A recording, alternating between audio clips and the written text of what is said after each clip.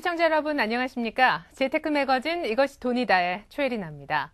원달러 환율이 사상 최고치를 경신하고 있습니다. 게다가 한 달 기준으로 최저 환율과 최고 환율의 변동폭도 점차 벌어지고 있는데요. 이를 두고 전문가들은 국제 원자재 가격이 떨어져서 무역 수지가 좀 개선이 되면은 연말이나 내년 초쯤 한 1,000원에서 1,100원 수준으로 하향 안정화될 거란 예측까지 조심스레 내놓고 있습니다. 자, 그래서 오늘은 먼저 금융 뉴스부터 챙겨볼 텐데요. 뉴스로 출발합니다.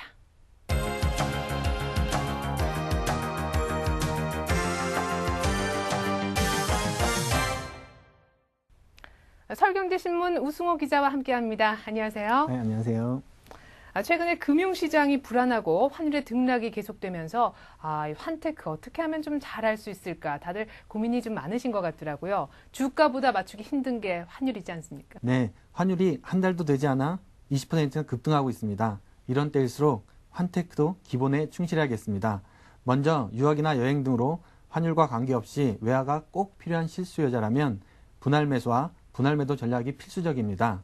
최근처럼 환율 변동성이 클 때 한꺼번에 사거나 팔면 그때가 꼭지나 바닥이 될 가능성이 높기 때문입니다. 이런 때는 여러 차례 나눠서 환전하면 환율 변동 위험을 줄일 수 있습니다. 네, 그러니까 환율이 널뛰기를 할 때는 조금씩 이렇게 나누어서 사고 팔라라는 조언을 해주셨는데요. 시중은행에 벌써 이런 분할 매수 관련 상품들이 많이 나와 있는 걸로 알고 있거든요. 예, 그렇습니다. 현재 은행들은 고객들이 편리하게 분할 매수를 할 수 있도록 다양한 외화예금 상품을 판매 중입니다. 고객이 외화정기 예금에 가입하면 환율의 상한선과 하한선을 정해놓을 수 있습니다. 그러면 환율이 급등할 때는 자동 적립을 중단해서 환차손을 피하고 환율이 급락하면 추가 적립을 통해서 적립금을 늘릴 수 있는 상품이 많이 나와 있습니다. 그 대표적인 예로 국민은행에 적립식 외화정기 예금을 들 수 있습니다. 매입 환율 구간을 정해놓으면 환율 등락에 따라서 매입 금액이 자동 조절되고요. 적립 때는 30% 환율 우대와 만기 때 해외 송금 수수료가 면제됩니다. 그리고 신한은행의 외환 체인지업 예금은 고객이 지정한 환율 범위 내에서 자동 매입한 후 적립됩니다. 또 우리은행의 정기 적립이 가능한 해외로 외화 적립 예금과 외화 적립 보험을 판매 중입니다. 또 환율 하락폭이 크다고 생각될 때마다 수시로 적립할 수 있는 외화 자유 적립 예금도 있습니다. 네. 그러니까 뭐 시점을 좀 이렇게 분할을 시켜서 위험을 분산시킬 수 있는 적립식 외화예금 또 어떤 환율의 상한선까지 미리 지정을 할 수 있는 상품까지 아주 다양하게 나와 있는 모습인데요. 이런 정기예금들 적절하게 활용을 한다면 환테크에서 쏠쏠한 재미를 또 보실 수가 있을 것 같습니다. 그런데 사실 환전 수수료 부분이 만만치가 않거든요. 뭐 수수료쯤이야 라고 생각하시면 큰 코 다칠 수도 있습니다. 수수료 어떻게 하면 좀 할인을 받을 수가 있을까요? 예. 은행은 매매 기준율에 일정 수준의 수수료를 더해서 환전 서비스를 제공하고 있습니다. 수수료는 다양한 방식으로 할인이 가능합니다. 가령 우선 주거래 고객이나 신용카드 회원, 유학생이라면 30%에서 50% 정도는 기본적인 할인을 받을 수 있습니다. 인터넷을 이용해도 수수료 부담을 줄일 수 있는데요. 인터넷 환전은 수수료가 50%에서 70%까지 할인되는 것은 물론 24시간 환전 신청이 가능하다는 점도 장점입니다. 최근엔 공동구매도 인기를 끌고 있습니다. 최근 4개월 동안 외환은행의 단체 사이버 환전을 이용한 거래 규모가 400만 달러에 달하고 있습니다. 단체 관광객 중 한 사람만 인터넷을 통해서 환전을 신청하면 나머지 동반자들도 최대 70%까지 환율 우대와 무료 여행자 보험 가입 혜택을 받을 수 있습니다. 또 여행 후 남은 환율은 우대 환율로 재환전이 가능합니다. 우리은행도 최근에 공동구매를 했는데요. 네. 이것도 1,400여 건의 100만 달러에 달하는 공동구매가 이루어졌습니다. 네, 그러니까 이제 말씀한 걸 정리를 좀 해보면 가급적이면 주거래 은행에서 환전을 하고 공항 환전보다는 인터넷이라든가 공동구매 쪽으로 환전을 하는 것이 수수료를 절감할 수 있는 방법이 될 수 있다는 말씀이셨습니다. 그런데 사실은 환전도 환전이지만 송금할 때 드는 수수료 부분도 만만치가 않거든요. 어떻게 절감하는 방법이 없을까요? 예, 송금은 환전보다 붙는 수수료가 더 많습니다. 송금은 환전 수수료에다가 송금 수수료, 전신한 등이 더해집니다. 송금 때 환전 수수료는 은행별로 송금액의 0.95%에서 0.99%, 원달러 환율을 기준으로 하면 1달러당 10원 안팎이 됩니다. 거기다 송금 수수료는 5,000원에서 3만 원까지 금액별로 달라지고요. 전신료는 국제 전산망을 쓰는 비용으로 건당 5,000원에서 8,000원 선입니다. 하지만 실제 수수료를 다 낼 필요는 없습니다. 그 영업점장 정결로 거래 실적이나 송금액 규모 등에 따라 수수료를 할인받을 수 있고요. 네. 주거래 고객이라면 송금 수수료와 전신료를 면제받고 환전 수수료도 절반 정도만 내면 됩니다. 그러니까 은행의 주거래 고객이라면은 송금 수수료뿐만이 아니라 전신료까지 완전히 면제받을 수 있다고 말씀을 하셨는데 문제는 여기에 해당되지 않는 경우에는 또 어떻게 방법이 없냐 하는 것이거든요. 예, 어떻습니까? 방법이 있습니다. 예. 한 가지 방법으로는 인터넷 뱅킹을 이용하시는 겁니다. 인터넷 뱅킹은 송금 수수료 전액 면제와 환전 수수료 50% 할인이 가능합니다. 또한 자동화 기기를 이용해도 할인 혜택이 많은데요.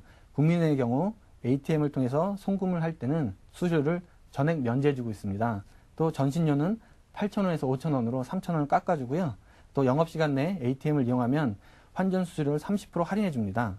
또 신한은행은 ATM 이용 고객에게 환전 수수료와 송금 수수료를 각각 50% 할인해주고요.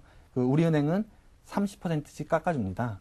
만약 송금 대상 국가가 중국이라면 국민은행의 위안화 바로 송금 서비스를 이용하면 더 편리하게 송금할 수 있습니다. 환율 상승이란 건 일반인들한테는 참 달갑지 않은 일이죠. 장기적으로 봤을 땐 수입 물가가 비싸지면서 인플레가 발생할 수도 있는 문제니까요. 하지만 이렇게 외화예금이라든지 환전, 또 송금 시의 수수료 할인법만 잘 숙지를 하고 계셔도 고환율 시대 환테크 아는 만큼 돈 벌 수 있지 않을까 싶네요. 자, 오늘 이렇게 알찬 환테크 정보 전해주신 서울경제신문 우승우 기자, 여기서 인사드리도록 하겠습니다. 말씀 잘 들었습니다. 네, 고맙습니다. 네, 환테크에 이어서 이번엔 미술 작품으로 재테크하는 법을 알려드리는 시간이죠. 미술 재테크. 최근에는 소재주의 작가들의 작품이 뜨고 있다고 하는데요. 재테크로 인기가 있다는 소재주의 작가의 작품들 먼저 화면으로 만나보겠습니다.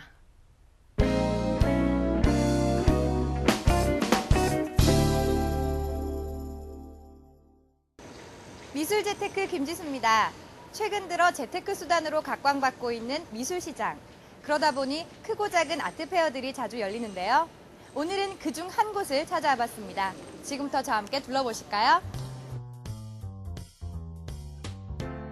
올해로 14주년을 맞은 마니프 서울국제 아트페어에는 140여 명의 작가의 작품이 전시돼 있었는데요.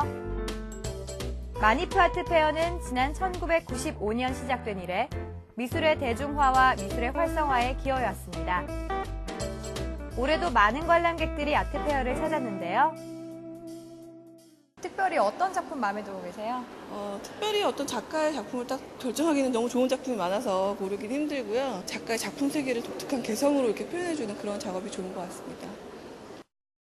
그 중에서도 가장 인기 있는 작품은 차별화된 작품성, 작가의 개성이 뚜렷하게 표출된 미술품이라고 합니다. 특히 한 가지 소재로 개성 있는 작품을 만드는 성향을 소재주의라고 하는데요. 아트페어 시장의 숨은 공신, 소재주의 작품들. 과연 어떤 작가가 인기를 끌고 있는지, 투자 가치는 어느 정도인지 한번 알아볼까요? 미술 작품에 대해서 관심이 높아지고 있는 가운데 특히 소재로 승부하는 소재주의가 뜨고 있는데요. 어떤 작가의 작품이 인기를 끌고 있는지 지금 저와 함께 만나보러 가실까요?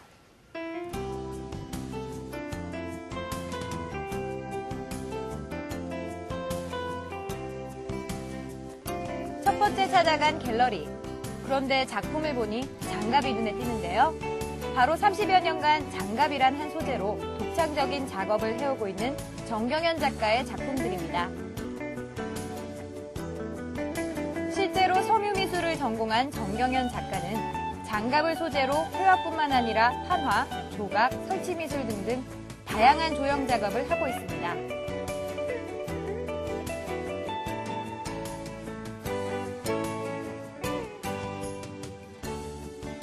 네, 선생님 어떻게 장갑을 소재로 작품을 만드실 생각을 하셨어요? 유학 시절에 70년대 중반에 저희 어머님께서 그 당시에는 굉장히 유학도 어렵고 그 다음에 고된 일들을 많이 할 때예요. 그러니까 면장갑을 소표로 한 덩어리 보내주셨어요.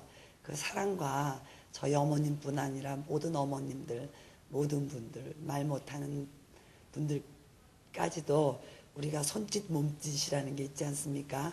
그래서 제가 어머니에 대한 사랑의 편지 대신 이것으로서 작품을 만들어서 보내려고 그렇게 만든 게 첫 작품입니다. 네, 아트페어에서 굉장히 인기가 많으시다고 들었어요. 인기의 비결이 뭐라고 생각하세요? 제가 생각할 때는 이 재료가 굉장히 서민적이고요. 그리고 또 이제 이런 재료들을 통해서 파나 조각, 또 섬유미술, 비디오, 설치 뭐 이렇게 다양한 장르를 통해서 나오기 때문에 그게 아마 굉장히 관심거리가 아닌가 그렇게 생각합니다. 특히 가장 최근에 제작된 2008년 블랙홀 시리즈는 장갑들이 둥글게 겹쳐져 수레바퀴를 만들고 있는데요. 장갑이란 소재가 색다른 미를 표출하면서 더욱 주목받고 있다고 합니다. 두 번째 만나볼 소재주의 작가는 전통 닭종이로 작품을 구상하고 있는 한지화의 명인 함섭 작가입니다. 특히 함섭 작가의 작품은 국내뿐 아니라 세계적으로도 알려져 있다고 합니다. 선생님 안녕하세요. 네, 만나 뵙게 돼서 반갑습니다. 네, 선생님께서는 한지로 작품을 구상하시는데요. 특별히 한지를 소재로 이용하신 이유가 있다면? 네, 제가 한지를 제가 사용하게 되는 동기는 서양인들과 그 변대를 하기 위한 것도 있겠지만은 분명한 것은 우리 한국적 정체성을 드러내기 위해서 한지를 쓰게 되죠. 바로 우리 조선시대에 종이로서 생활용품 80% 이상을 사용했습니다. 그랬을 때 우리 재료도 그림 그리는 재료도 서양인들 체질에 맞춰 유화나 아크릴화를 개발해 썼다면은 한국인의 체질에 맞는 종이를 가지고 뭔가 해야 되지 않을까 하는 의미에서 종이를 다루게 되었는데 유화나 아크릴화는 이 색감이 내뱉고 있습니다. 그러나 지금 보시다시피 제 한지화는 색을 전부 보는 사람 시선을 전부 스며 먹죠. 다시 말해서 창호에 한지를 붙여놨을 때 그 방이 온화하고 어떤 그 특별한 빛이 따로 빗나가는 일 없이 스며 먹듯이 제 그림은 보는 사람 마음을 다 스며서 작게 만들죠. 결국은 이 종이를 다루는데 어디에다 기점을 두고 다뤄야 될 것인가. 조선시대 그 함에 꽃을 오려붙이고 해서 오칠해서 사용했던 그 지공의 방법이 있습니다. 그 방법을 끄집어내서 거기다가 현대인의 함섭을 접목시켜가지고 현대미술로 바꿔놓은 것입니다. 현대적인 감각과 전통의 미로 또 다른 작품의 세계를 연 함섭 작가. 앞으로 국제무대에서 또 어떤 주목을 끌지 기대됩니다.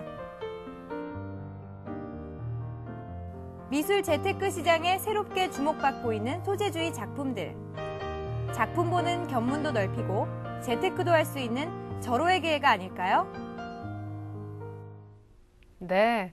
소재주의, 미술에 대해 잘 모르시는 분들에겐 좀 생소한 용어가 아닐까라는 생각도 드는데요. 이 소재주의 작가의 작품에 투자하는 것이 과연 어떤 장점과 또 가치가 있는지 지금부터 하나하나 알아보도록 하겠습니다. 도움 말씀 주시기 위해서 서울경제신문 조상인 미술전문기자 그리고 김지수 아나운서 스튜디오에 모셔봤습니다. 안녕하세요. 안녕하세요. 화면에서도 보셨겠지만은 먼저 이 소재주의라는 개념부터 정리를 좀 하고 시작을 해야 될 것 같습니다. 조상인 기자님. 네, 잘 팔리는 작품에는 다 이유가 있습니다. 작가의 개성이나 차별화된 작품성이 그 이유일 텐데요. 엄청나게 많은 다양한 작품들 중에서 과연 어떤 작품이 눈도 즐겁고 투자 가치도 있을지 선택하는 게 쉬운 일만은 아닙니다. 그런 의미에서 특이한 소재를 사용한다면 대중의 관심을 끌기에 충분할 것 같은데요. 그런 의미에서 소재주의란 특정한 소재를 지속적으로 사용하는 그런 작가들의 경향을 일컫습니다. 이들 작가는 캔버스에 그림을 그리거나 혹은 나무나 청동으로 조각을 만드는 것과는 전혀 다르게 새로운 소재를 사용하는데요. 한지를 이용해서 그림을 그리거나 장갑을 이용해서 조형미를 표현하고 폐타이어로 조각을 만드는 그런 사례를 볼 수 있습니다. 네, 특이하군요. 캔버스 대신이 아니라 물감 대신에 한지를 사용한다는 것이 말이죠. 좀 이따 더 자세한 얘기를 해보도록 하겠고요. 우리 김지수 아나운서 직접 이 소재주의 작품들 관람하고 오셨잖아요. 직접 보니까 어떻든가요? 네, 정통 회화들과는 달리요. 독특한 소재를 사용하기 때문에 정말 눈길이 확 가더라고요. 미술에 대해서 잘 모르는 저도 호기심이 생겼는데요. 네, 저도 장갑이 또 폐타이어가 하나의 예술 작품으로 재탄생했다라는 사실이 참 신기하기도 하고 좀 멋지다 이런 생각도 들었는데요. 근데 조상현 기자님, 소재주의 작가의 작품들이 왜 주목을 받는 건가요? 그 이유를 좀 설명을 해주시죠. 네, 현대미술, 그러니까 컨템포러리 아트에서는 특이한 발상과 기발한 시도가 가장 큰 덕목으로 꼽힙니다. 특히 정보 교류가 활발해지면서 세계 작가들과 경쟁해야 되기 때문에 화가들은 자신만의 색깔을 만들어내기 위해서 소재에 집중하기 시작했습니다. 백남준 씨의 경우도 지금은 작고하셨지만 세계적인 아티스트로 발돋움하기 위해서 회화, 조각을 떠나 비디오 아트에 집중을 하기 시작했습니다. 네. 그래서 백남준 아트를 보자면 비디오가 또 다른 그의 소재로 사용된 셈이죠. 그렇군요. 소재주의를 뻔한 소재만 반복적으로 사용한다는 부정적인 어감으로 사용될 수도 있는데요. 가령 중국과 일본 미술을 보면 중국 미술은 정치를 풍자한 리얼리즘, 냉소적 리얼리즘으로 표현되는 정치팝이 주류를 이뤘습니다. 일본의 경우는 만화적인 이미지가 많이 사랑을 받았죠. 이러다 보니 너나 할 것 없이 상업적으로 어필할 수 있는 작품들만을 계속적으로 생산해내는 부작용이 있었습니다. 이런 경우는 소재주의가 다소 부정적인 의미로 사용될 수도 있는 것이죠. 네, 그렇다면 이런 중국과 일본의 틈바구니 속에서 있는 우리 한국, 우리 미술은 어떤 점에서 좀 경쟁력을 찾아볼 수가 있을까요? 일단 우리 미술의 전통미가 아무래도 저력이라고 할 수 있겠죠. 네. 하지만 전통미도 우수하지만 세계 시장에서 경쟁하려면 국제적으로 사랑받기 위한 더 새로운 게 필요합니다. 이 때문에 독특한 소재를 사용하는 작가들이 국내외 컬렉터들의 눈길을 사로잡고 있습니다. 이런 경우에 소재주의가 단연 돋보이는 건데요. 시류에 편승하는 소재주의가 아니라 어떤 새로운 돌파구로서의 소재주의는 충분히 의미가 있다라는 말씀을 해주셨습니다. 자, 그럼 이제부터는요, 소재주의 작가들의 작품들을 구체적으로 보면서 하나하나 얘기를 좀 나눠봤으면 하는데요. 아까 화면에서 잠깐 소개가 됐었는데 장갑 작가라고 불리고 있는 정경현 작가의 작품부터 얘기를 좀 해보죠. 네, 정경현 작가는 장갑을 이용해서 그림을 그리기 때문에 장갑 화가라는 별명이 붙었습니다. 1980년대 초 미국에 유학을 가서 로드아일랜드 스쿨 오브 디자인에서 섬유미술을 전공했는데요. 당시 공부하던 작가에게 한국에 계신 어머니가 손을 보호하라며 장갑 한 박스를 보내준 게 계기가 됐다고 합니다. 그 뒤로 작가는 목장갑에 염색을 하고 그리고 그것들을 다양하게 배열해서 작품 세계를 구축했습니다. 물감 대신 장갑을 붙여 그림을 그렸다고 생각하시면 이해가 쉬우실 건데요. 작가는 회화뿐만이 아니라 최근에는 장갑을 주제로 조각과 설치 작품, 영상물까지도 선보이면서 영역을 넓혀가고 있습니다. 네, 제가 갔다 온 마니푸 서울국제 아트페어에서도 정경현 작가의 눈독을 들이는 사람들이 굉장히 많았어요. 정말 많은 분들이 관심을 갖고 계시는 것 같았습니다. 네. 자, 그렇다면 이번에는 정경현 작가의 작품 외에 또 다른 소재주의 작가들은 어떤 특이한 소재를 쓰고 있는지 계속해서 들어보겠습니다. 네, 우리나라의 경우는 한국 전통의 소재를 사용하는 작가들이 많습니다. 이 작가들은 해외 전시나 국제 아트페어에서 특히 주목을 받는데요. 화면에서 보셨던 한지 작가로 유명한 함섭 씨가 대표적입니다. 이분은 아트페어 솔드아웃이라는 수식어를 단 최초의 화가라고 할 수 있는데요. 아트페어 솔드아웃이란 국제 아트페어에 출품한 작품이 모두 팔렸다는, 그만큼 인기가 높다는 것을 의미합니다. 네, 그렇군요. 그 영향력이나 경제적 효과로 보면 해외 시장 개척에 성공한 중소기업에 비할 만한데요.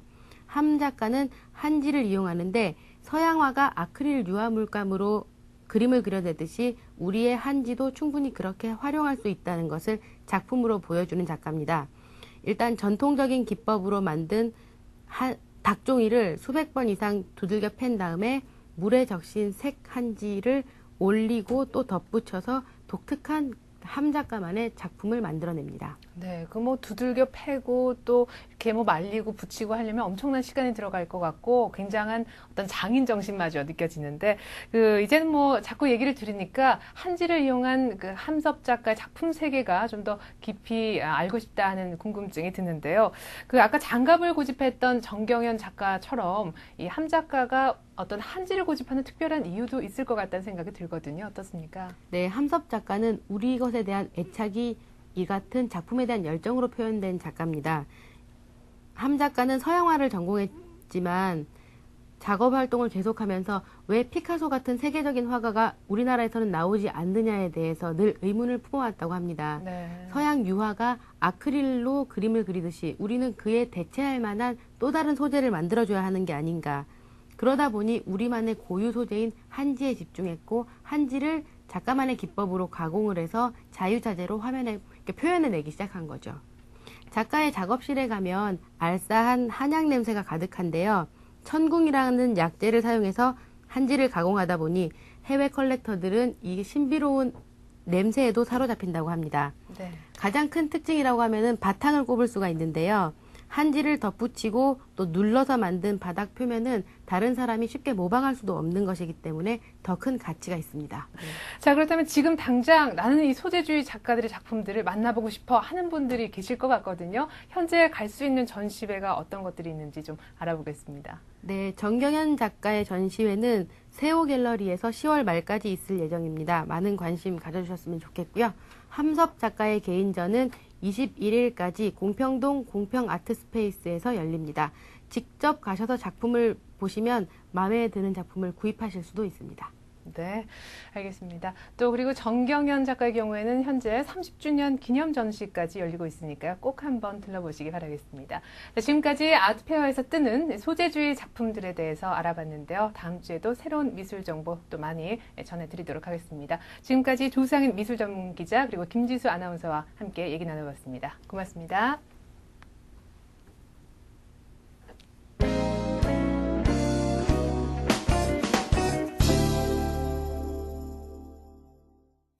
네, 오늘 미술 투자의 첫걸음, 좋은 작품 고르는 요령에 대해서 알아볼까 하는데요. 도움 말씀 주시기 위해서 갤러리 눈의 박이찬국 관장님 나와주셨습니다. 안녕하세요. 네, 안녕하세요.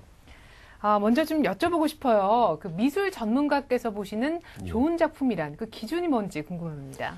예, 좋은 작품이란 말 그대로 작품성이 높은 작품을 뜻합니다. 쉽게 말하면 미술사적으로 가치가 있는 작품을 뜻하는데요. 네. 인상파라든지 입체파, 미술의 역사적 발전에 기여한 작품들을 뜻하고요. 그리고 이제 우리나라로 보면은 그 작가 정신이 진하게 배어 있는 작품들을 뜻하는데요. 박수근이라든지 이중섭, 우리가 알고 있는 이런 작품들하고요. 동시대 이야기가 들어있는 작품들을 뜻합니다. 네. 흔히들 트렌드라고 이야기를 하는데요. 네. 동시대 그 미술, 컨템포러리 아트라고 이야기를 하는데요. 현대 미술. 그러니까 이 이야기와 동시에 명작이라고 불릴 수 있는 그런 그림들을 뜻하고요. 미술 투자를 하실 때 투자의 수단으로 볼 때 그 가장 좋은 작품과 명작이라 불리는 작품과 투자 가치가 있는 작품도 약간의 차이가 있습니다. 우리가 흔히 알고 있는 그 명작이라 부르는 그림은 비싼 그림으로만 알고 있지만은 네. 또 꼭 그렇지만은 않습니다. 네, 그러니까 명작이라고 해서 반드시 투자 가치가 높은 작품은 아닐 수 있다라는 말씀을 해주셨는데 그렇다면 이 예술적인 면에서의 명작과 또 경제적인 면에서의 어떤 투자 가치가 높은 작품 왜 이렇게 차이가 나는지 이유를 좀 설명을 해주시죠. 예, 작품의 내용이 화랑이나 그 옥션 그리고 아트페어 등에서 인기를 끄는 작품이 나라마다 다르고 시대마다 다릅니다. 아무리 뛰어난 작품이라도 하더라도 알려지지 않으면 그 가치가 그렇게 높아지지 않는데요. 그리고 같은 시대에 이해가 어렵다면 더욱 소장하는 사람들이 그 드물어지겠죠. 네. 그리고 멀리 보고 구입하면 모를까 가격이 그 만들어지지가 않으면은 구입하는 사람이 존재하지 않습니다. 네. 그리고 대표적으로 고흐의 그림이 쉽게 알 수가 있는데요. 생존했을 당시에는 고흐의 작품이 그렇게 알려지지 않았는데요. 고흐가 사망하고 나서 많은 그 미술 투자자들이나 평론가들이 관심을 가지면서 고흐의 작품이 많이 알려지게 됐죠. 네. 이와 마찬가지로 우리나라도 박수근, 이중섭 그런 작품들이 그 나중에 많은 사람들이 투자 가치가 높은 걸 알게 됐죠. 네. 그래서 투자 가치가 높은 작품을 지금 구입을 하면 팔 때 큰 수익이 날 수가 있고요. 그리고 물론 단기간이면 더욱 중요하겠죠. 네, 그렇죠. 자, 그렇다면 이 투자 가치가 높은 작품을 어떻게 하면 좀 알아볼 수 있을지 그 보는 법에 대해서, 안목에 대해서 좀 들어보는 시간 갖겠습니다. 관장님. 예, 그 투자 가치가 높은 작품을 고르려면 요령이 필요한데요. 첫 번째가 작가에 대한 이해가 필요하고요. 그리고 두 번째가 작품 투자에 대한 그 미술사적 의의를 체크하셔야 됩니다. 그리고 그 다른 사람들이 이미 선보인 방식이나 비슷한 작품들을 가지고 보여주는 경향은 그 약간 문제가 있겠죠. 그래서 새로운 표현 방법을 찾아야 되고요. 세 번째는 그 작품을 직접 구입하셔야만이 그 작품에 참 그 투자를 할 수 있으니까요.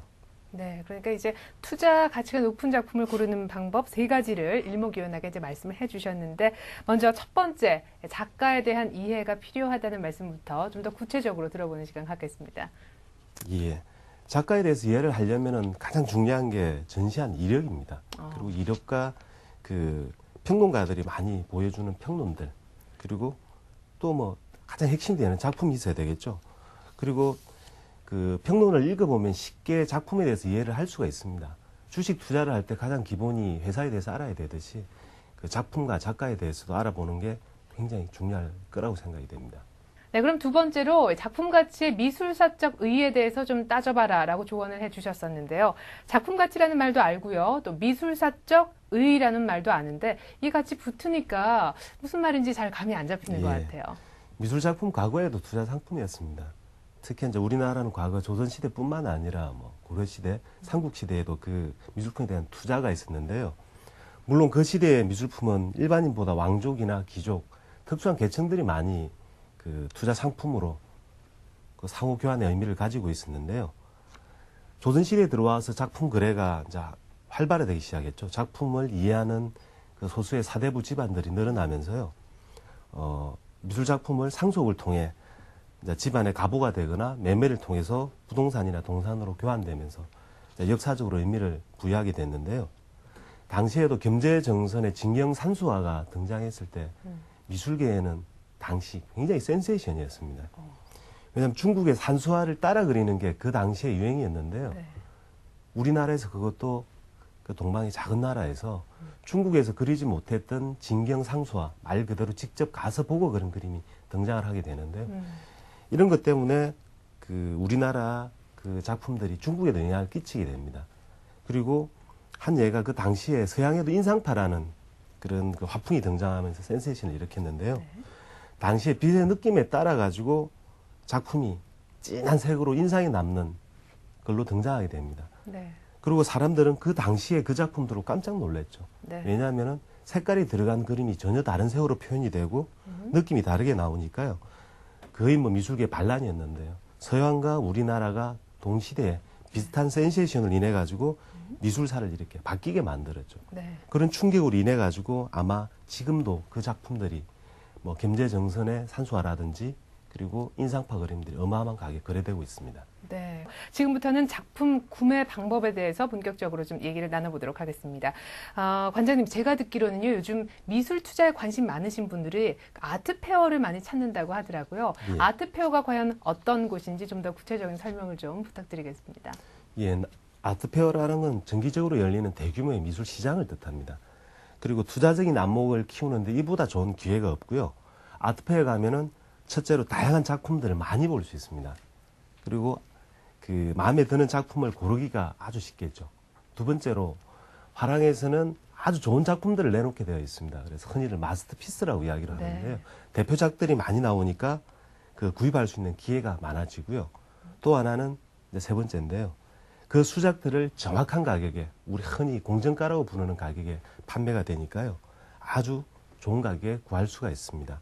최근 그 다양한 아트페어가 열리고 있는데요. 열릴 때마다 많은 사람들이 다녀가고 아트페어에 대한 관심이 높아지고 있습니다.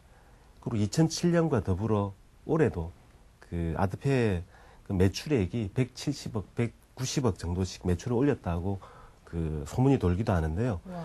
미술 투자에 관심이 있는 분이라면은 그 아트페어를 찾아서 한번 둘러보시는 것도 아무래도 참 좋은 기회가 될 것 같습니다. 네, 뭐 170, 80억 이렇게 매출을 올렸다고 하니까 정말 우리나라의 미술 투자 시장 그 규모가 어느 정도 되는지 정말 이제 실감이 나는데요. 그래도 막상 작품을 구입한다라고 생각을 하니까 선뜻 자신감이 좀 없어지는 것도 사실이거든요. 저 같은 초보자가 아트페어에서 미술 작품을 좀 보려고 한다, 고르려고 한다고 할 때 더도 말고 덜도 말고 딱 한 가지만 주의해야 될 점 좀 일러주시죠. 마음에 든다 그러면 무조건 일단 구입을 해보는 게 가장 좋은 방법이고요. 아, 그렇습니까? 그리고 예. 그 구입을 할 때 이제 주의할 점이 이제 하나가 있겠죠. 시행착오입니다. 근데 시행착오는 누구나 겪어야 되니까요. 일단 구입을 하고 아까운 마음이 들게 되거든요. 사람들이라는 거는. 아까운 마음이 들면은 일단 구입하셔서 더 공부를 하게 되니까요. 주식도 마찬가지로 구입을 하고 주식을 투자를 하고 나서 그 실패도 해보고 성공도 하듯이 단 미술은 실패 확률이 낮다는 거하고요. 그리고 이 작품들을 구했을 때 그 많은 문화적인 가치를 공부하게 되니까 훨씬 좋은 그 이득을 볼 수 있을 것입니다. 네, 그러니까 뭐 개인적으로 미술 투자를 하면서 공부도 할 수 있는 예. 기회를 얻는 셈이 되네요. 그렇다면 관장님 주변에 혹시 실제로 시행착오를 하면서 이 미술 투자에 대한 공부를 제대로 하신 분 없으신지 궁금한데요. 예, 실제로 제 친구 중에 사번한 친구가 있었는데요. IMF 때 그 경제 위기를 넘지 못하고요. 부도가 났었는데요. 알고 보니 오래전에 구입한 작품이 30배 정도의 그 팔렸습니다. 그래서 넉넉한 사업 자금을 마련해 가지고요. 재기를 하게 됐고요. 그 친구의 경우에는 그 20대 때 초반부터 인사동 거리를 많이 돌아다녔습니다. 그렇게 돌아다니면서 작품을 자연스럽게 접근하고 구입을 하게 됐는데요. 이렇게 해서 투자 가치가 높은 작품을 고를 수 있게 됐다고 하더라고요. 네, 그러니까 원래부터 조금씩 그림 보는 안목을 키워왔던 것이 도움이 많이 됐었군요. 예. 알겠습니다. 그림 보는 안목이 인생의 고비에서 자신을 구해줄 수 있는 도구가 되기도 한다는 사실 들을 수가 있었습니다. 자, 오늘 도움 말씀 주신 갤러리 눈의 박이찬국 관장님과 함께 봤습니다. 말씀 잘 들었습니다. 예. 네, 나는 과연 자산 관리를 잘 하고 있는지, 내 소비 패턴에는 문제가 없는지 전문가를 통해 1:1 맞춤 재무 설계를 받아보는 시간이죠. 헬로 머니 코치 시작하겠습니다.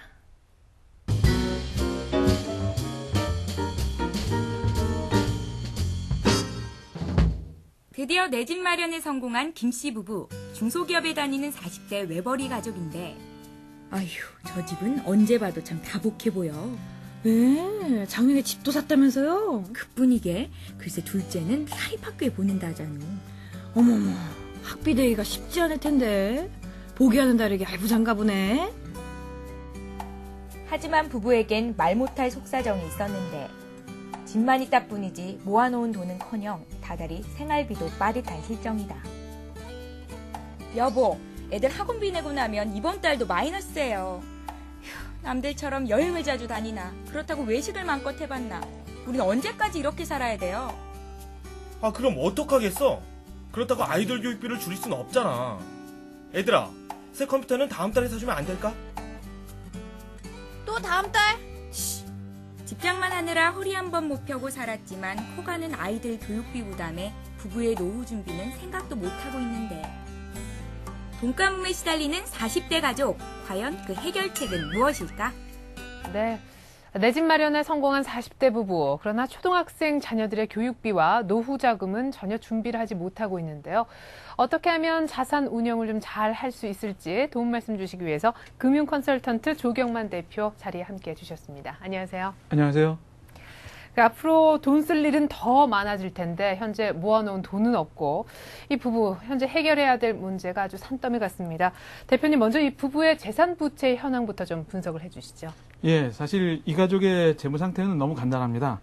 살고 있는 아파트가 한 5억 원, 그리고 그동안 불입한 청약 부금에 424만 원, 그동안 부은 연금보험하고 변액유니버셜 보험의 누적 금액이 아직 만기가 많이 남아있기 때문에 평가액을 말씀드리기는 좀 어렵고요. 네. 부채는 담보대출 6천만 원. 그래서 결국 부채를 빼면 순자산은 4억 4,424만 원으로 볼 수 있네요. 결국 한마디로 말하면 집 한 채가 전부인 가정이라고 얘기할 수 있겠네요. 네, 이렇게 5억 원이나 되는 집을 갖고 있음에도 불구하고 돈 가뭄에 시달리는 이유는 뭔지 이 집의 수입과 지출 구조부터 좀 알아보도록 하죠. 예, 의뢰하신 경우는 중소기업에 다니는 40대 외벌이 가정입니다. 남편의 수입이 330만 원으로 되어 있기 때문에 이 정도는 아마 통계청 도시가계 근로자의 평균 수입 정도에 해당되는 거고요. 네. 지출 내역을 좀 살펴보면 생활비에 60만 원, 그리고 관리비에 30만 원, 자동차 유지비 20만 원, 통신비 18만 원, 그리고 변액보험하고 변액유니버셜 보험에 50만 원을 쓰고 있습니다. 그렇게 살펴보면 과소비도 거의 없고 반대로 굉장히 근검절약을 하고 있다고도 할 수 없는 평범한 수준에서 지출하고 있는 생활로 보여지고 있는데요. 단지 이 가정을 자세히 살펴보면 좀 문제가 되고 있는 부분이 바로 자녀들의 교육비입니다. 네, 지출 부분. 예, 한 달 평균 약 127만 원 정도가 교육비로 지출되고 있으니까 가정 형편과 비교해보면 교육비의 엄청난 투자를 하고 있는 셈이죠. 네. 그러다 보니까 상대적으로 저축은 연금보험과 변액연금보험을 합해서 50만 원 정도로 총소득의 15%에 불과한 것으로 알고 있습니다. 물론 저축의 비율이 적다는 것도 문제지만 내용도 보험 중심으로 되고 있다는 것도 상당히 비효율적인 면으로 살펴볼 수 있을 것 같습니다. 그럼 이 한국 부모들의 입장에서는 사실은 정서상 교육비 부분을 줄인다는 게 쉽지가 않거든요. 내가 안 먹고 안 입었으면 안 입었지. 예. 그렇지 않습니까? 예. 예. 그렇죠. 글쎄 저는 뭐 어차피 앞으로 남겨진 일들을 고민을 한번 해보셔야 된다면 분명히 교육과 은퇴에 대한 문제를 고민하셔야 되는 과정인데 네. 먼저 어느 정도나 이 부부가 그런 문제들을 심각하게 여기는지를 한번 질문을 먼저 드리고 싶습니다. 눈앞에 있는 것만 해결하고 하면 나중에 어떻게 되겠지가 아니라 네. 진짜 계산기를 두들겨 보니까 진짜 이 정도의 액수가 필요하다면 우리가 지금 뭔가 심각하게 생각을 해야 되겠구나 네. 라고 하는 면을 얼마만큼 느끼고 있는지 구체적으로요. 초등학교 두 자녀가 앞으로 필요한 대학 교육비를 계산해 보면 이렇습니다. 한 1억 3천만 원 정도가 소요될 것 같은데 현재 대학 4년간 등록금하고 용돈 등으로 한 3,800만 원 정도가 필요한 걸로 자료가 나와 있습니다. 그런데 네. 지금 초등학교 아이들이기 때문에 연 5% 정도 물가 상승률을 반영한다면 네. 4학년 아들이 대학에 갈 때쯤이면 6천만 원, 그리고 1학년 아들이 대학에 갈 때쯤이면 7천만 원 정도의 목돈이 있어야 되기 때문에 둘을 합하면 1억 3천만 원, 결국 지금부터 한 8% 수익률로 계산한다 하더라도 매월 70만 원을 꾸준히 적립을 해야만 되는 정도의 큰 금액이거든요. 그런데 네. 지금 현재 이런 상황을 전혀 생각하지 못하고 당장 교육비로 거금을 쓰고 있는 상황이니까요. 네. 나중에 시간이 지나고 어떻게 될지 사실 대책이 없는 가족이라고 저는 생각을 합니다. 네. 그러니까 사실은 매달 70만 원씩 이렇게 불입을 하기 위해서는 지금 뭐 돈이 갑자기 하늘에서 떨어지는 것도 아니니까 있는 돈에서 어떻게든 해결을 해야 될 텐데 네. 방법이 뭐가 좋을까요? 예. 어떻게 해야 될까를 제가 한번 고민해 봤더니 현재 있는 교육비를 줄이는 게 가장 합리적인 방안입니다. 예를 교육비를 줄여라. 예. 자녀하고 대화를 통해서 얘기를 해보시면 혼자 할 수 있는 공부는 자기 스스로도 좀 하고 그래서 127만 원 나가는 정도 중에서 한 2, 30만 원 정도의 교육비는 아마 어렵지 않게 줄일 수 있을 거라고 생각을 합니다. 네. 습관적으로 다른 자녀들이 가니까 우리 아이도 간다고 생각을 하지 말고 좀 뭐 4학년 정도 자녀면 분명히 그런 것에 대해서 학교에서도 요새 경제 교육을 하기 때문에 맞아요. 아마 좀 말이 통하는 부분이 있을 거라고 생각이 돼서 한 2, 30만 원 정도만 남겨서 어린이 변액보험이나 적립식 펀드 그리고 또 상호저축은행의 금리 상품을 적절하게 활용하신다면 뭐 원하는 금액까지는 아니지만 시작하는 데는 이 정도라면 아무런 문제가 없을 정도로 시작할 것 같아서 네. 앞으로 조금씩 늘려간다면 어렵지 않게 해결할 수 있을 것으로 보입니다. 네. 그러니까 뭐 좀 멀리 미래를 보고 지출도 이렇게 좀 조절을 해가면서 예. 생활을 해야 된다라는 말씀이셨는데요. 정말 그럴 것 같은 것이 열심히 자녀 교육은 시켜놨는데 대학에 들어갈 시점에 가서 보니까 대졸 등록금이 없더라. 이러면 네. 정말 황당한 상황이 예, 연출되겠죠. 그렇겠죠. 예, 그런 일은 없어야겠습니다. 자, 근데 이 부부의 또 다른 문제점을 보니까요. 지금 현재 가입되어 있는 건강보험이 하나도 없습니다. 예, 아마도 그 집장만에 너무 전력 투구를 한 것이 아니냐 이렇게 보이는데 어떻습니까? 네. 제가 살펴보기에도 그런 생각에 많은 동감을 표합니다. 네. 그러니까 이 가정이 매월 매년의 재무 상황은 거의 아슬아슬하게 흘러가는 상황이죠. 만약에 가족 중에 아픈 사람이 있다거나 또는 큰 사고가 났다면 아마 굉장히 큰 타격을 받을 정도로 아마 그런 말씀 들어보셨을 거예요. 가족 중에 중병이 있는 사람이 집 한 채를 잡아먹는다. 맞아요. 뭐 암이라든가 예, 예. 이렇게 큰 병이 있는 경우는 굉장히 재정적으로 굉장히 큰 혼란을 겪게 되는데 주택 마련 때문에 아마 그런 것들을 돌아볼 상황이 없었던 것 같습니다. 그래서 앞으로 남겨진 자녀 교육과 또 은퇴 준비 이런 걸 해결하면서도 아무런 돌발 변수가 없다면 다행이지만 생각지 않은 보험 사고로도 발생하게 된다면 그 모든 공든탑이 다 무너지기 때문에 네. 재무 설계에서 가장 중요하게 여기는 게 바로 이런 위험 관리이기 때문에 그래요. 어떤 건강상의 문제가 발생할지 또는 사고가 발생할지에 대해서 어느 정도 일정한 부분 준비를 조금 하는 것을 반드시 필요하다라고 저는 강조하고 싶습니다. 네, 이제 준비를 하긴 해야 되는데 막상 4인 가족 다 개개인마다 보험을 다 들고자 한다면은 이 보험료가 만만치 않을 것 같거든요. 예, 어떻게 하면 보험료를 좀 줄이면서 효과적인 보험 그 보장을 받을 수가 있을지 이 부분도 좀 짚어주시기 바랍니다. 예, 저는 단적으로 손해보험사에서 많이 취급하고 있는 실손보상 통합보험이라는 걸 추천하고 싶습니다. 통합보험이요? 예, 이건 가족을 다 묶어서 한 15만 원 정도 보험료라면 무슨 여러 가지 생각지 않은 문제가 발생했을 때 충분히 혜택을 받을 수 있기 때문에 비용도 그렇고 내용도 그렇고 충분히 추천할 만하다고 생각을 합니다. 왠지 좀 경제적이다 하는 느낌이 드는데요. 통합보험 어떤 상품들이 남아있는지 소개도 좀 부탁드릴게요. 예, 그 말씀드린 손해보험사의 통합보험은 그 부모와 자녀 다 묶어서 질병과 사고로 인한 진단, 수술, 뭐 입원, 장애 이런 문제만이 아니라 실제 지출한 병원비, 제가 병원비를 뭐 20만 원을 부담했다. 그러면 그것까지 영수증을 제출하면 일정 부분까지 보상을 받기 때문에 그것만이 아니라 내가 실수로 남의 물건을 깨트리거나 또는 보상을 해줘야 될 일이 발생했을 때 그것까지도 보상을 해주기 때문에 상당히 일반적인 생활의 측면에서는 유용한 보험이라고 말씀드릴 수 있을 것 같습니다. 그런데 한 가지 유념하실 부분이 좀 있는데 이런 사고에 대비하기 위한 이런 보장성 보험의 목적은 소멸되는 것이 가장 효과적입니다. 네. 그러니까 나중에 원금을 하나도 못 받는 형태로 비용 개념으로 생각하시는 것이 바람직하기 때문에 최근에 이런 소멸성 보험을 통해서 많게 또는 넓게 또는 오랜 동안 이런 보장을 받을 수 있는 좀 고민을 하시도록 제가 추천을 하고 싶고요. 대부분의 우리나라 분들이 나중에 시간이 지나면 만기 20년 지나고 나면 원금 준다면 굉장히 좋아하는데. 네, 원금 생각이 나죠. 예. 그런데 그거는 조금 잘못된 선택이라는 것을 여러분들이 기억하실 필요성이 있습니다. 네, 그러니까 보통은 우리가 얘기할 때 원금, 불입한 원금을 나중에 돌려주는 것을 이제 환급형이라고 하는데 환급형보다는 좀 더 보장폭을 넓히기 위해서는 그죠? 소멸형, 네. 소멸형으로 선택을 하는 것이 바람직하다라는 말씀 해주셨습니다. 자, 그런데 매달 생활비도 빠듯한데 여기서 또 보험료를 어떻게 빼느냐 이거죠. 아유, 네. 산 넘어 산입니다. 예, 그렇습니다. 아까 말씀드린 대로 거의 1년 한 달 한 달이 아슬아슬하게 지나가는 집이기 예. 때문에 저는 지금 이분의 재정 상태를 볼 때 갖고 계신 청약과 관련된 부금을 조금 해약해도 될 거라고 조금 권해드리고 싶습니다.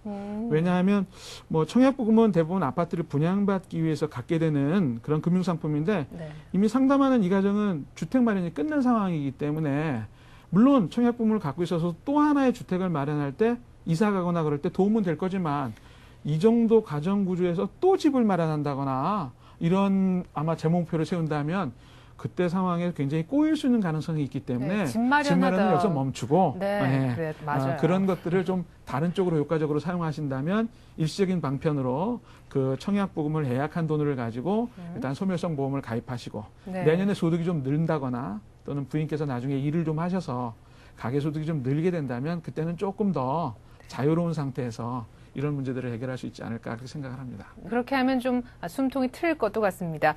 그런데 현재 이 부부가 가입한 보험을 보니까요. 연금보험하고 변액 유니버셜 보험이 있는데요. 제가 알기로 이 두 보험의 성격이 상당히 비슷한 걸로 알고 있거든요. 그렇다면 과연 이 비슷한 보험 두 가지를 동시에 가입한 것이 과연 바람직하냐 하는 걸 좀 생각을 해봐야 될 것 같은데요. 예, 사실 이 두 가지 보험은 가입 목적에서는 같다고 해도 좋을 것 같습니다.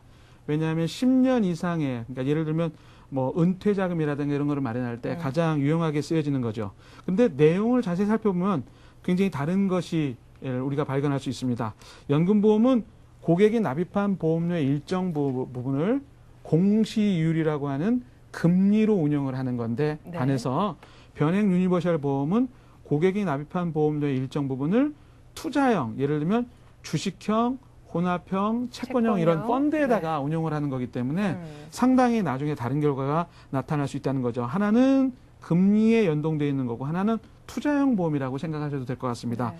또 그것만이 아니라 연금보험은 불입하는 중간에 내가 이걸 좀 더 늘리거나 줄이거나 잠깐 멈추거나 이런 것들이 불가능한 반면에 맞아요. 변액 유니버셜 보험은 한 2년, 3년이 지난 다음에 좀 돈이 쌓인 다음에는 내가 일시적으로 몇 달 멈춰도 되고 중간에 또 목돈이 생겨서 내가 더 많은 은퇴 자금을 마련해야 되겠다 싶을 때는 더 넣을 수도 있고 이렇게 굉장히 다양한 유지가 좀 쉬운 편이네요. 예, 그렇습니다.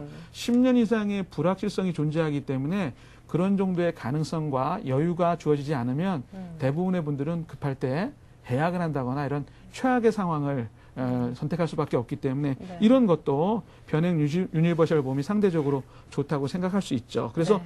지금처럼 이율이 낮고 또 물가 상승률이 높은 상황에서 20만 원의 연금보험을 구입한다는 것은 은퇴 준비를 할 때 충분히 원하는 결과를 얻을 수 없기 때문에 다른 특별한 이유가 없다면 연금보험은 정리를 권해드리고 네. 지금 갖고 계신 변액 유니버셜 보험은 잘만 운용하신다면 생각한 것보다 굉장히 좋은 결과를 얻을 수 있기 때문에 네. 상대적으로 좀 잘한 일로 저는 좀 칭찬해드리고 싶습니다. 아이고, 예, 처음 칭찬하셨습니다. 네. 이 가정에 대해서. 예, 그러니까 조금 지금 이율도 낮고 하니까 변액 유니버셜 보험 쪽에 이렇게 포지션을 좀 둔 것도 굉장히 잘하고 있는 그런 일이라고 말씀을 해주셨네요. 예. 자, 그럼 마지막으로 이 부부의 자산 관리 패턴 한번 정리를 부탁드릴게요. 예, 그 사람이 혼자 살거나 가정을 꾸미거나 여러 가지 라이프 사이클상 중요한 문제들이 있는데 첫 번째는 이제 결혼하는 거 하고요. 두 번째는 건 주택 마련하는 거, 세 번째는 자녀들 교육시키는 거, 네 번째는 은퇴. 이렇게 중요한 것을 순서대로 네 가지를 꼽을 수 있습니다. 네. 근데 이게 대부분 순서대로 필요한 거기 때문에 급한 것부터 대부분들을 해결하게 되죠.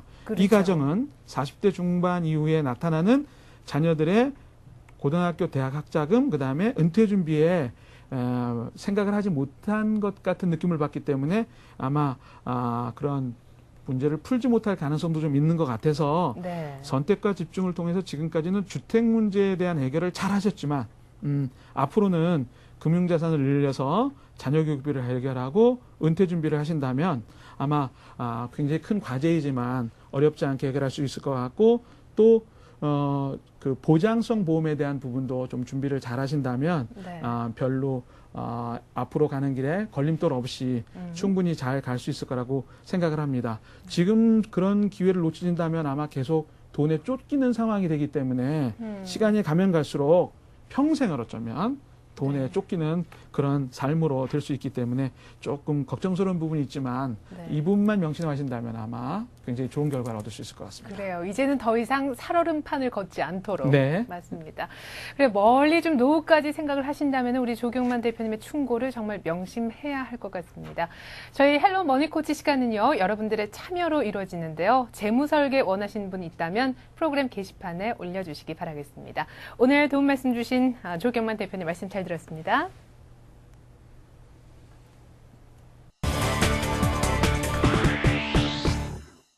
세계 금융시장이 혼란에 빠진 가운데 국내 금융위기도 진정될 기미가 보이질 않고 있는데요. 이럴 때일수록 수익을 창출하는 공격적인 전략보다는 자산을 안전하게 지키는 전략이 필요하다고 합니다. 그러니까 당분간은 안전하고 기본에 충실한 재테크 전략 세워보시는 게 좋을 것 같네요. 재테크 매거진 이것이 돈이다. 오늘 여기서 인사드리겠습니다. 시청해주신 여러분 고맙습니다.